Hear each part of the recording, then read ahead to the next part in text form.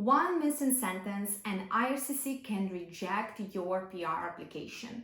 We don't want that. That's why I decided to make a video where I will guide you line by line how to make a perfect employment verification letter. I used this format and it didn't raise any question from IRCC. So let's dive into that. Rule number one to remember before we start, that every job that you claim points for in your Express Entry profile needs employment verification letter, no matter if it's Canadian or foreign work experience. So be sure that you will be able to get it from your recent or from your previous employer. So let's start and look at our letter verification. You can use this letter for your Canadian and for foreign work experience. They work just fine. Also wanted to highlight something that when you go to their website canada.ca, they're not actually explicitly saying that, oh, you must have employment verification letter from your employers. They're like saying and providing what kind of documents it can use for your PR application to prove your employment. But just one untold truth. You must have your employment verification letter for all jobs. And then other documents like taxes, tax receipts, or maybe employment contracts, they could be as supporting documents, but they won't replace employment verification letter. That's why it's very important, and you have to be sure that you're focusing very well on what kind of employment verification letter you are providing. So looking at this format, we can see that first what you have to ask your current or previous employers that they have to do this employment verification letter on the official company letterhead with logo. You need to mention company name, company address, city, province, state, country, postal code, phone number, email address, website. All of this has to be mentioned at the beginning like that. By the way, this is my employment verification letter. I just removed some information that will breach some confidentiality, but that's exactly the format I used, and it was perfectly accepted by IRCC. So then don't forget about email address of the company, phone number of the company, website. Even if it's a Facebook page or Instagram page, you will be fine. You can mention it here in case if the company didn't have the official website on Google or any other platform. Then they have to mention the date when this letter was done, and the subject has to be named employment verification for, and here we have to write the name. So it will be your official name. Be sure that the name of the company mentions is exactly the name that you used for your Express Entry. It shouldn't be different. Then this is to confirm that, again, we are mentioning here the name, official name, company name, and they have to mention what title you were having during your tenure with this company and from what time to what time. It should be day and year, not just years. Be also sure that when the company mentions your title, it should be exactly the same title that you mentioned in your Express Entry profile. Because let's say that you wrote and claimed point for being a school teacher, and then school writes, oh no, she was or he was a school assistant. That would be a problem. So, because it's a different job, different NUC, different duties. So be sure that the titles are the same, okay? And they're mentioned what you mentioned in your PR application. Next detail that would be important, we're going into details of employment. We can't skip one of them. All of those details which I'm gonna mention, they have to be in the employment verification letter. So first again, we're mentioning what was your job title, and then we are going into job duties and responsibilities. So your previous employer or current employer has to mention what were your main duties, and of course, you already know, if you watched my video about no codes, that those job duties have to be relevant to the job that you mentioned in your Express Entry profile. So no code and the job have to have kind of similar duties, yes? So be sure that they are also mentioning them very descriptively, not just writing one sentence or one word like, oh, supervising students or supervising teachers. It should be descriptive in some ways. It should be sentences that tell exactly what you were doing.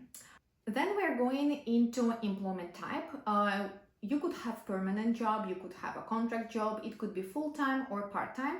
Just be sure if you were working part-time that you had enough hours so you could claim it as a work experience and to claim points for it.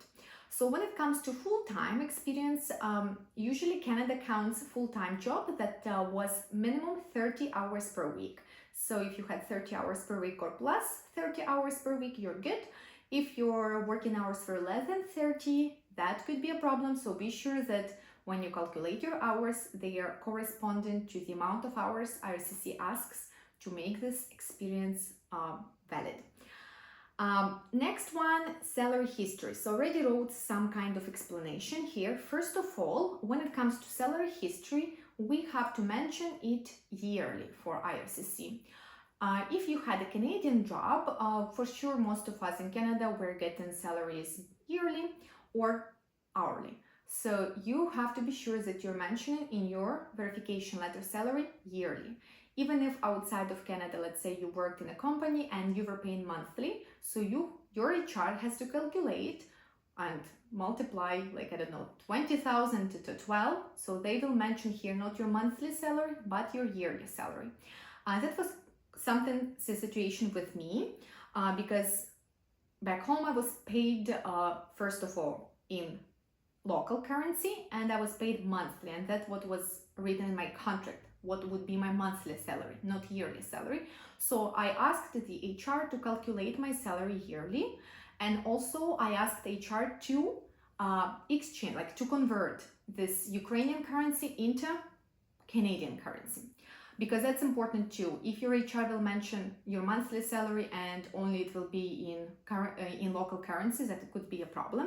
So as you see, you could do like that, to mention just yearly that it was 240 Ukrainian hryvnias, and then it was corresponding at the time when you make your verification letter, it corresponds to 4,000 Canadian dollars.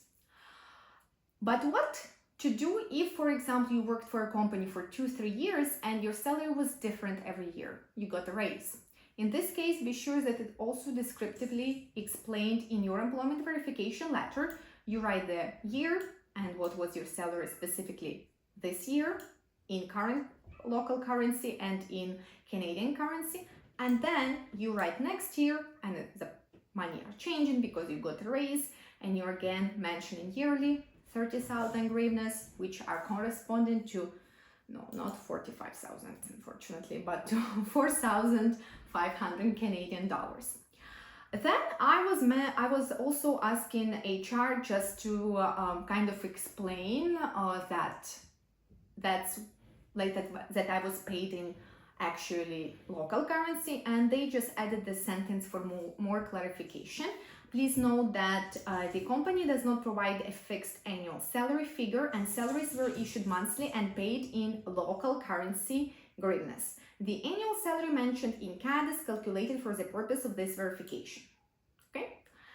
Next, they have to mention work location, city, country, street, postal code, and then details of the manager or whoever was supervising you. So there could be two things mentioned in verification letter.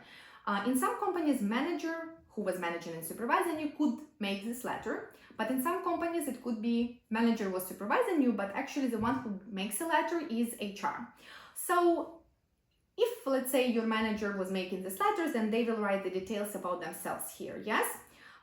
They will include their signature, the name of the manager, their title in the company, their phone number, work phone number, not personal, and their email, work email. But let's say that the one who makes the letter is actually your HR, so usually what happens, that this all will belong to HR, and they just will mention here that, okay, the name of the manager was, I don't know, like Catherine Smith. But the one who will have opportunity in case if IRCC officer wants to call or email the company would be HR, not a manager, okay? So that's one thing to consider also when you're making your employment verification letter. That's all on employment verification letter for today. So if you found this video useful for you, just follow me, like, and wait for my next video where I'm gonna explain what could be additional or supporting documents that will strengthen your proof of employment for IRCC officer. Stay tuned. See you soon.